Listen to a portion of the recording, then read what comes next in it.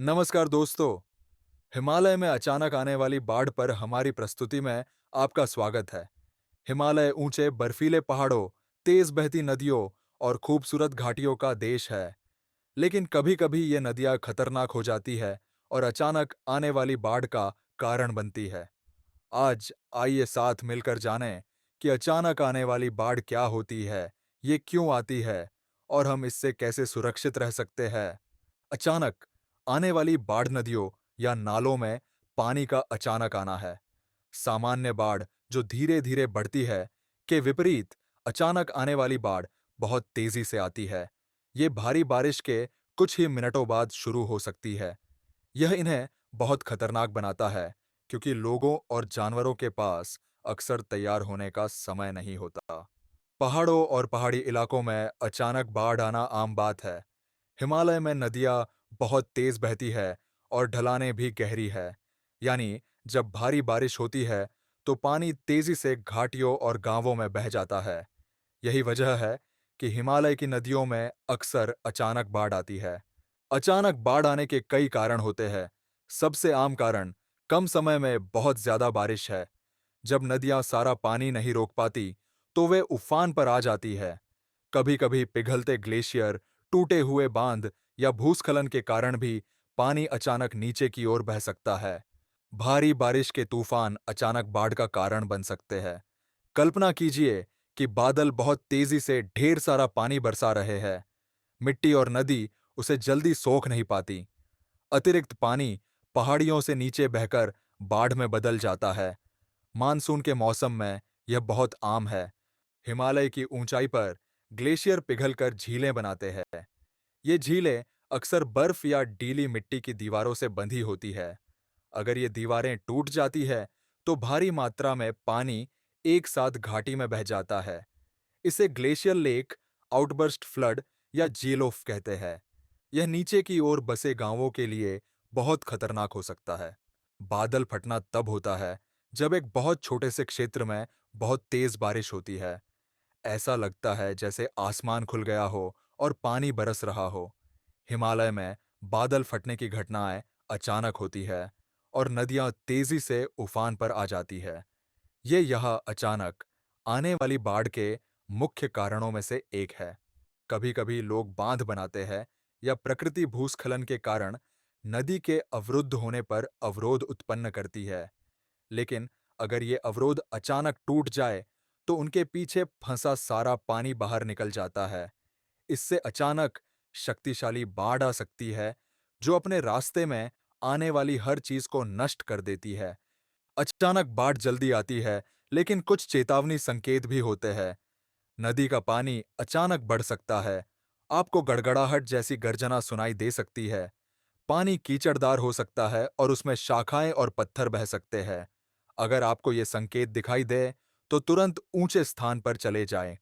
अचानक आने वाली बाढ़ बहुत तेजी से आती है, कभी-कभी तो दौड़ती कारों जितनी तेज। तेज पानी अपने साथ मिट्टी, पेड़, पत्थर और यहां तक कि कारें भी बहा ले जाता है। एक बार शुरू हो जाने पर इसे रोकना लगभग नामुमकिन होता है।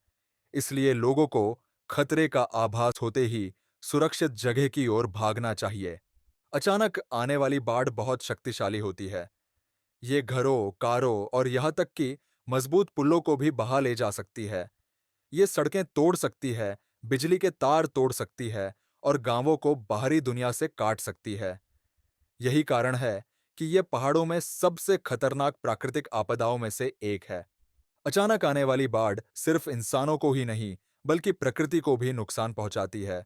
ये जंगलों को बहा ले जा सकती है, पेड़ों को उखाड़ सकती है और खेतों को तबाह कर सकती है। गाय, बकरी और यहाँ तक कि जंगली जानवर भी बाढ़ में फंस सकते हैं। मिट्टी ढीली हो जाती है और खेती करना बहुत मुश्किल हो जाता है। सुरक्षित रहने के लिए बाढ़ की चेतावनी होने पर हमेशा ऊंची जगहों पर चले जाए। भारी बारिश के दौरान नदियों से दूर रहे। बाढ़ वाली सड़कों को पार करने की कोशिश न करे, क्योंकि पानी दिखने से कहीं ज्यादा गहरा और तेज हो सकता है। सुरक्षा किसी भी चीज से ज्यादा महत्वपूर्ण है। चेतावनियां जान बचाती है। हमें हमेशा रेडियो, टेलीविजन या गांव में बजने वाले सायरन से आने वाली बाढ़ की चेतावनियों पर ध्यान देना चाहिए। वयस्क और शिक्षक बच्चों को सुरक्षित स्थानों पर ले जाएंगे। इन निर्देशों का तुरंत पालन करने से सुरक्षा और खतरे के बीच अंतर हो सकता है। इंजीनियर और वैज्ञानिक पृष्ठभूमि में काम करने वाले नायकों की तरह होते हैं। वे मजबूत बांध और पुल बनाते हैं, ग्लेशियरों और झीलों की सुरक्षा करते हैं और सुरक्षित जल निकासी प्रणालियां तैयार करते हैं। उनका काम बाढ़ की संभावनाओं को कम करने और लोगों को सुरक्षित रखने में मदद करता है। हिमालय में कई जगहों पर अब बाढ़ सेंसर और अलार्म लगे हैं। ये चेतावनी प्रणालियां नदियों में जल स्तर मापती है। अगर पानी बहुत ज्यादा बढ़ जाता है, तो ये लोगों को अलर्ट भेजती है ताकि वे सुरक्षित स्थानों पर पहुंच सके। पूर्व चेतावनी से लोगों को तैयारी के लिए ज्यादा समय मिल जाता है। इंजीनियर मजबूत पुल और सड़कें भी बनाते हैं जो भारी बाढ़ का सामना कर सके। ये संरचनाएं गांवों को जोड़ती है और आपदाओं के दौरान भी लोगों को सुरक्षित रखती है। मजबूत सड़कों और पुलों के बिना बचाव दल समय पर प्रभावित क्षेत्रों तक नहीं पहुंच सकते। पेड़ प्रकृति के रक्षक है। उनकी जड़ें मिट्टी को मजबूती से थामे रखती है और उसे बहने से रोकती है। पेड़ बारिश के पानी को धीमा भी करते हैं और जमीन को मजबूत बनाते हैं। नदियों के किनारे पेड़ लगाना बाढ़ को कम करने के सबसे अच्छे तरीकों में से एक है। बाढ़ के दौरान लोगों को एक दूसरे की मदद करनी चाहिए। ग्रामीण और बचाव दल अक्सर कंधे से कंधा मिलाकर काम करते हैं। वे लोगों को नदियां पार करने, भोजन बांटने और जान बचाने में मदद करते हैं। साथ मिलकर काम करने से पूरा समुदाय मजबूत और सुरक्षित बनता है। आपदाओं के बारे में हमें सिखाने में स्कूल अहम भूमिका निभाते हैं। शिक्षक हमें बाढ़ के बारे में तस्वीरें, पोस्टर और कहानियां दिखाते हैं। कक्षा में सीखकर बच्चे जानते हैं कि खतरे के समय क्या करना है। जानकारी सुरक्षित रहने का सबसे अच्छा तरीका है। अचानक आने वाली बाढ़ें बहुत तेज होती है, लेकिन हम अपनी सुरक्षा कर सकते हैं। हिमालय में हमेशा सतर्क रहे, नदियों का सम्मान करे और चेतावनियों पर ध्यान दे। याद रखे, हम सब मिलकर सुरक्षित रह सकते हैं, प्रकृति की रक्षा कर सकते हैं और पहाड़ों में खुशी से रह सकते हैं।